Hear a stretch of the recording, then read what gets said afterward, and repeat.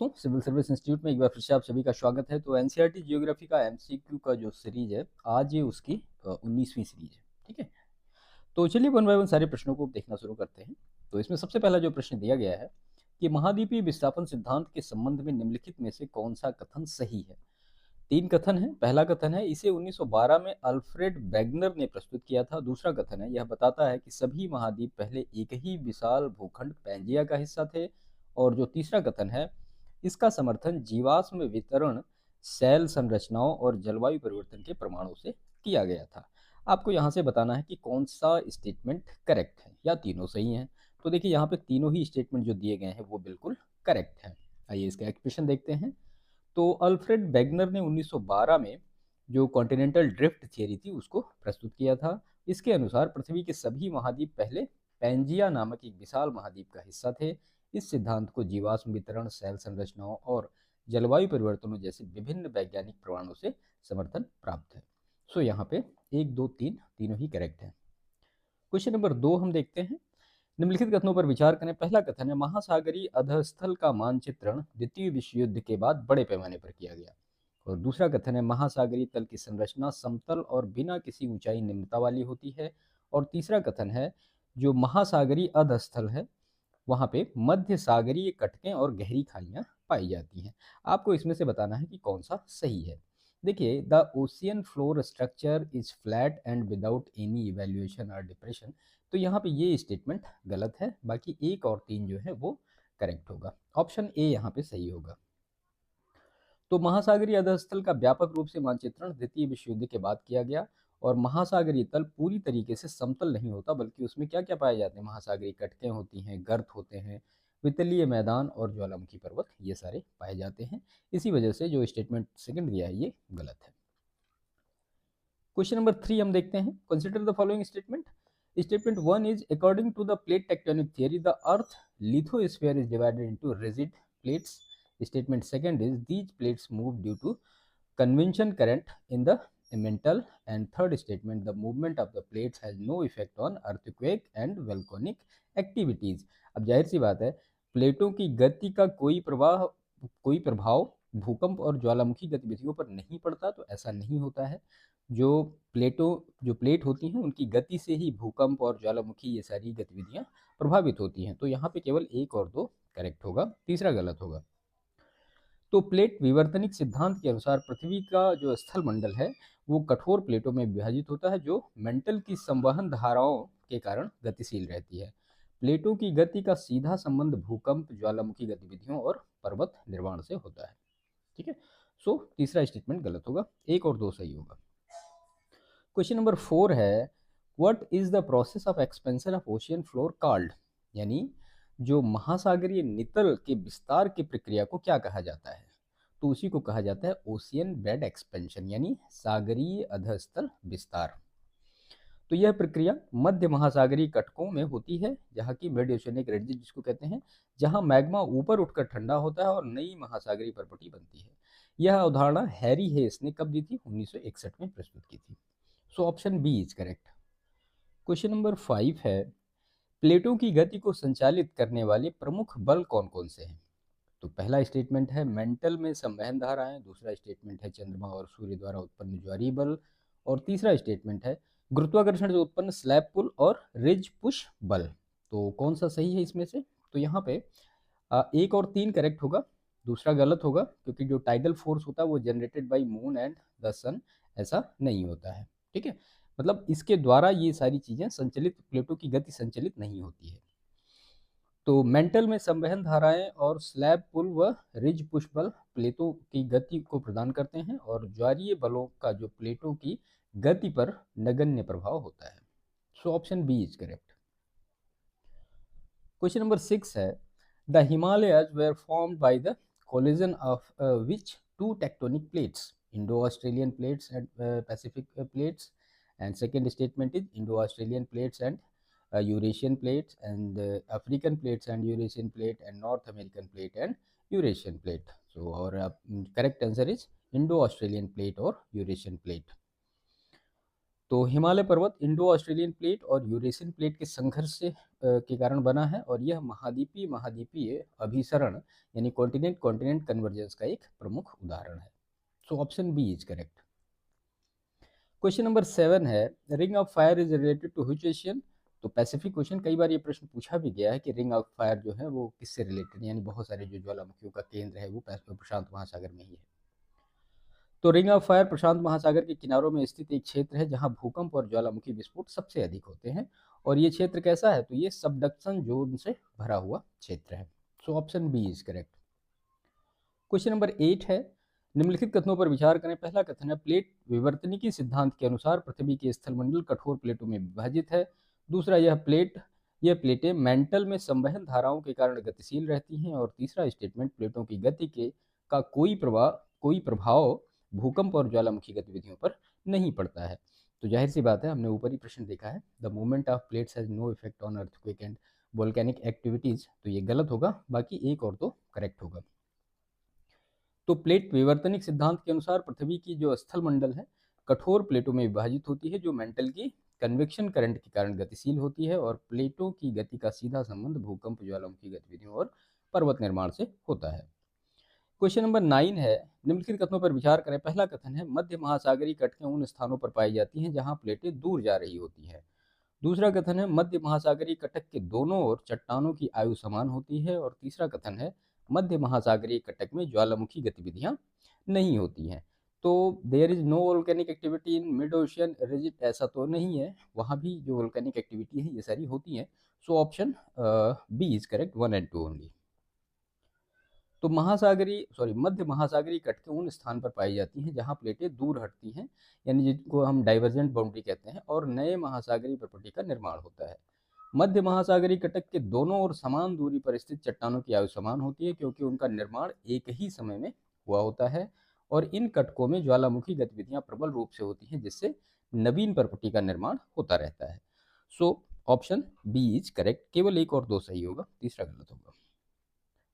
Question number 10 है, निम्नलिखित कथनों पर विचार करें। पहला कथन है, प्रशांत महासागर के चारों ओर सक्रिय ज्वालामुखी का एक घेरा, जिसको कि रिंग ऑफ फायर कहा जाता है। दूसरा कथन है, यह क्षेत्र पृथ्वी पर सबसे अधिक भूकंप और ज्वालामुखी विस्फोटों का केंद्र होता है।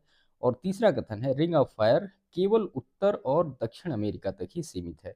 तो जो रिंग ऑफ फायर की बाउंड्री है वो केवल अमेरिका तक ही सीमित नहीं है, या जो नॉर्थ और साउथ अमेरिका तक का सीमित नहीं है, वो और भी आगे तक का जाता है। सो ऑप्शन जो तीसरा होगा ये गलत होगा, तो एक और दो सही होगा, ओनली 1 एंड 2 इज करेक्ट। तो रिंग ऑफ फायर प्रशांत महासागर के चारों ओर फैला हुआ है, और यह भूकंप और ज्वालामुखी विस्फोट यहाँ पे सबसे अधिक होते हैं, और ये क्षेत्र अमेरिका है, जापान है, इंडोनेशिया है, फिलीपींस और न्यूजीलैंड तक का फैला हुआ है। इसी वजह से जो तीसरा स्टेटमेंट है ये गलत होगा कि the ring of fire is restricted to North and South America only. Question number 11 है, निम्नलिखित कथनों पर विचार करें। पहला कथन है, प्लेट टेक्टोनिक सिद्धांत के अनुसार 3 प्रकार की प्लेट सीमाएं होती हैं। दूसरा कथन है, जब दो प्लेट विपरीत दिशाओं से दूर हटती हैं तो इसे अभिसरण सीमा कहा जाता है। और तीसरा कथन है, जब दो प्लेटें क्षैतिज रूप से एक दूसरे के समानांतर खिसकती हैं तो इसे क्या कहा जाता है? इसे ट्रांसफॉर्म या रूपांतर बाउंड्री कहा जाता है। अब आपको यहाँ पे बताना है कि कौन सा सही है। तो देखिए, इसमें जो दूसरा स्टेटमेंट लिखा गया, when to plates move apart in opposite direction it is called convergent boundary, ये नहीं होता है। ठीक है, सो ऑप्शन 1 और 3 करेक्ट होगा, ओनली ए करेक्ट होगा। एक्सप्लेनेशन पूरा देखते हैं। तो प्लेट विवर्तनिकी सिद्धांत के अनुसार तीन प्रकार की प्लेट सीमाएं होती हैं। पहला कौन सा है? तो अपसारी सीमा यानी डाइवर्जेंट बाउंड्री, तो जब प्लेटें अलग हटती हैं। दूसरा है कन्वर्जेंट बाउंड्री यानी अभिसरण सीमा, जब प्लेटें टकराती हैं। और तीसरा होता है ट्रांसफॉर्म बाउंड्री, जब प्लेटें समानांतर दिशा में खिसकती हैं। अभिसरण सीमा, जिसको कि कन्वर्जेंट बाउंड्री कहते हैं, ये तब बनती हैं जब दो प्लेटें आपस में टकराती हैं, न कि विपरीत दिशाओं में जाती हैं। ठीक है, तो सारी डिफिनीशन आपको यहाँ पे क्लियर ही होगी। डाइवर्जेंट, कन्वर्जेंट और जो ट्रांसफॉर्म बाउंड्री है उनकी डिफिनीशन क्या क्या होती है, यहाँ पे सारी चीज़ें क्लियर होगी। ठीक है, क्वेश्चन नंबर 12 देखते हैं। निम्नलिखित कथनों पर विचार करें। पहला कथन है, सागरीय अधस्थल विस्तार सिद्धांत के अनुसार महासागरीय परपटी निरंतर बढ़ती रहती है। दूसरा कथन है, इस सिद्धांत को हेस ने प्रस्तावित किया था, हैरी हेस। और तीसरा कथन है, महासागरीय अधस्थल की सबसे पुरानी चट्टान 500 करोड़ वर्ष पुरानी है। ठीक है, तो यहाँ पे तीसरा स्टेटमेंट गलत होगा। The oldest rock of the ocean floor are 500 crore year old. Only 1 and 2 is correct, option A is correct.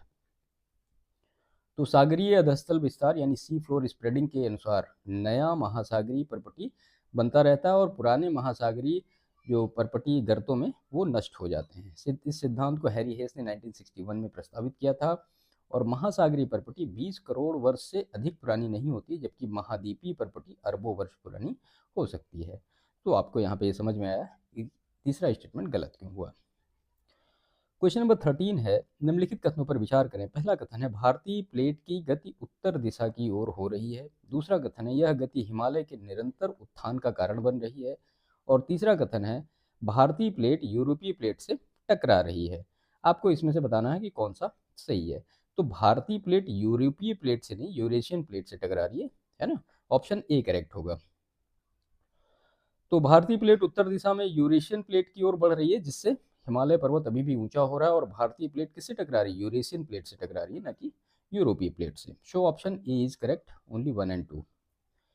Question number 14 है, निम्नलिखित कथनों पर विचार करें। पहला कथन है प्लेट विवर्तनिकी सिद्धांत के अनुसार पृथ्वी के स्थल मंडल कठोर प्लेटों में विभाजित होती है।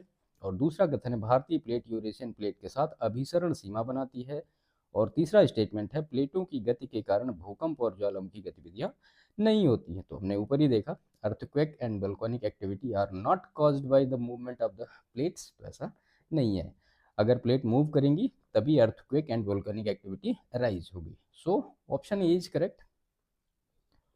तो प्लेट विवर्तनिकी सिद्धांत के अनुसार पृथ्वी के स्थल मंडल कठोर प्लेटों में विभाजित होती है, जो मेंटल की संवहन धाराओं के कारण गतिशील होती हैं। भारतीय प्लेट यूरेशियन प्लेट से टकराकर हिमालय पर्वत श्रृंखला का निर्माण कर रही हैं और प्लेटों की गति से भूकंप और ज्वालामुखी गतिविधियां होती हैं। इसलिए कथन 3 क्या होगा? गलत होगा। ऑप्शन ए करेक्ट होगा यहाँ पे। क्वेश्चन नंबर 15 है, निम्नलिखित कथनों पर विचार करें। पहला कथन है महासागरीय परपटी की आयु महाद्वीपीय परपटी की तुलना में अधिक होती है। दूसरा कथन है सागरीय अधस्थल विस्तार सिद्धांत के अनुसार महासागरीय परपटी निरंतर बनती और नष्ट होती रहती है। और तीसरा कथन है महासागरीय गर्तों में पुरानी परपटी नष्ट होती रहती है। आपको बताना है इसमें से कौन सा करेक्ट है। देखिए, the oceanic crust is older than the continental crust, ये गलत यहाँ पे है, हमने ऊपर ही देखा इसका expression. So only 2 and 3 is correct, option B is correct. तो महासागरीय परपटी की आयु कम होती है क्योंकि यह लगातार महासागरीय गर्तों में नष्ट होती रहती है, जबकि महाद्वीपीय परपटी जो होती है अरबों वर्षों तक बनी रहती है। और जो सी फ्लोर स्प्रेडिंग के अनुसार नई महासागरीय परपटी मध्य महासागरीय कटकों पर बनती है और पुरानी परपटी महासागरीय गर्तों में क्या होता है? नष्ट हो जाती है। सो ऑप्शन 1 गलत क्यों हुआ, ये आपको क्लियर हुआ होगा। क्वेश्चन नंबर 16 है, निम्नलिखित कथनों पर विचार करें। पहला कथन है भारतीय प्लेट का उत्तर की ओर प्रवाह लगभग 5 सेंटीमीटर प्रति वर्ष की दर से हो रहा है। दूसरा कथन है भारतीय प्लेट की टक्कर से तिब्बती पठार का निर्माण हुआ है। और तीसरा कथन है भारतीय प्लेट अटलांटिक प्लेट के साथ अभिसरण कर रही है। आपको इसमें से बताना है कि कौन सा सही है। देखिए, Indian plates in converging with किससे? Eurasian plate, not Atlantic plate. So option A is correct, only 1 and 2 is correct. तो भारतीय प्लेट लगभग 5 सेंटीमीटर प्रति वर्ष की गति से उत्तर की ओर बढ़ रही है। और भारतीय प्लेट के यूरेशियन प्लेट के टकराने के कारण ही जो तिब्बतियन प्लेट है वो बना है। और भारतीय प्लेट अटलांटिक प्लेट से नहीं बल्कि यूरेशियन प्लेट से टकरा रही है। So statement 3 is wrong. चलिए क्वेश्चन नंबर 17 देखते हैं। निम्नलिखित कथनों पर विचार करें। पहला कथन है मध्य महासागरीय कटकों के समानांतर चट्टानों की चुंबकीय ध्रुवीयता समान होती है। दूसरा कथन है सागरीय अधस्थल विस्तार अवधारणा को हैरी हेस ने प्रतिपादित किया था।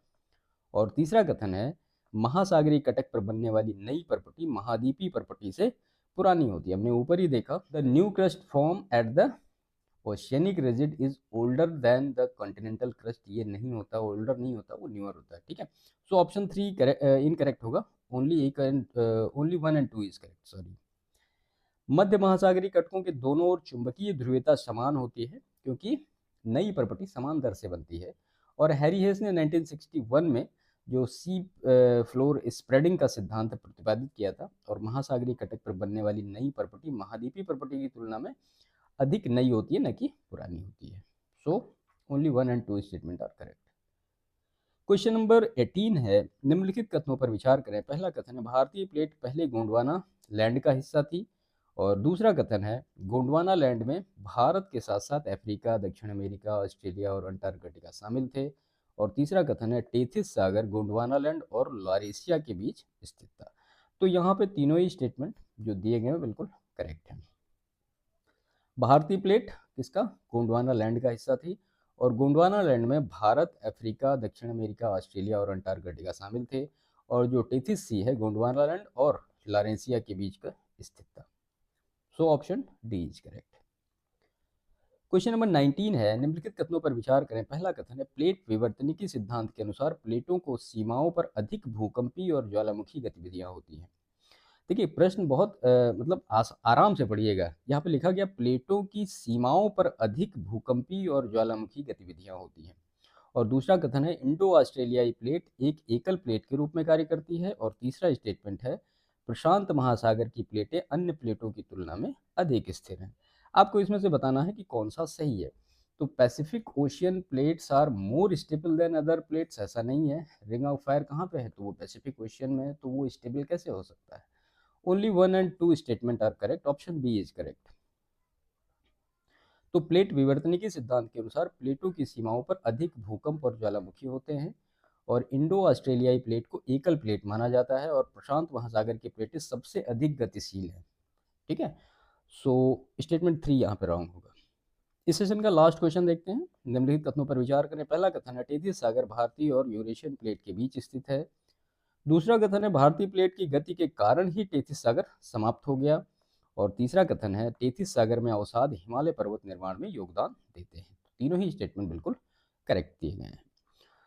तो टेथिस सागर भारतीय और यूरेशियन प्लेट के बीच स्थित था। भारतीय प्लेट के उत्तर की ओर बढ़ने से टेथिस सागर का क्या हुआ, संकुचन हुआ और अंततः यह समाप्त हो गया। और टेथिस सागर के अवसाद आज हिमालय की तलछटी चट्टानों का हिस्सा है। So option D is correct. ठीक है, तो ये सेशन यहाँ पे कंप्लीट हुआ 20 क्वेश्चन का। सेशन को समाप्त करते हैं। वीडियो अच्छा लगा हो तो इसको लाइक करिएगा, दूसरों को शेयर करिएगा और चैनल पर नए हो तो चैनल को सब्सक्राइब जरूर करिएगा। मिलते हैं नेक्स्ट सेशन में, तब तक के लिए।